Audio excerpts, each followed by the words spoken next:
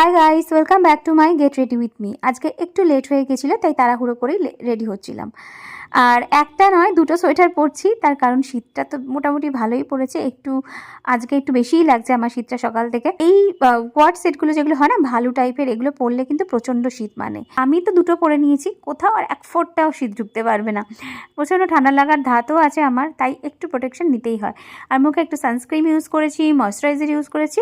আর এটা হলো ল্যাকমির অ্যাবসোলুটের মুসটা, যেটা আমি রেগুলার ইউজ করি। দেখো একটা সাইডে ইউজ করেছি, কতটা ডিফারেন্স, খুব অল্পতেই কাজ হয়ে যায়। আর ফাউন্ডেশনের মতো ব্লেন্ডও করতে হয় না, ইজিলি মানে হাত দিয়ে ক্রিমের মতো মাখা হয়ে যায়। একটু ব্লাশ, আর কালকে যে লিপ লাইনারটা ইউজ করিনি ওটাই ফার্স্টে ইউজ করছি, বাট ওটা একটু হালকা কালার, তাই মনে হলো ডিপটা দিয়েই লাইনারটা এঁকে নিয়ে মিডিলে আমি ওটা পরবো। তো দেখো লাইনারটা টিপ ওয়াইন শেডটা যেটা ছিল ওটা দিয়ে করে নিয়ে, এটা হলো লাস্টি পিঙ্ক 01 শেড ছিল, যেটা হালকা কালার। দেখো দুটো কালারটা কিন্তু দারুণ এলো দুটো মিলিয়ে।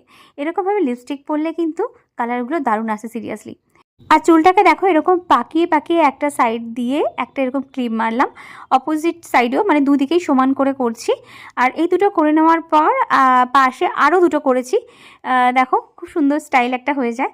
তো কেমন লাগছে আমার হেয়ারস্টাইলটা বলো? এরকম ছোটো ছোটো হেয়ারস্টাইল মাঝে মাঝে করি একটু লুকসটা চেঞ্জ করার জন্য। আর পারফিউম তো মাস্ট। আমি রেডি হয়ে গেছি, চলো টাটা, দেখা হবে নেক্সট ভিডিওতে।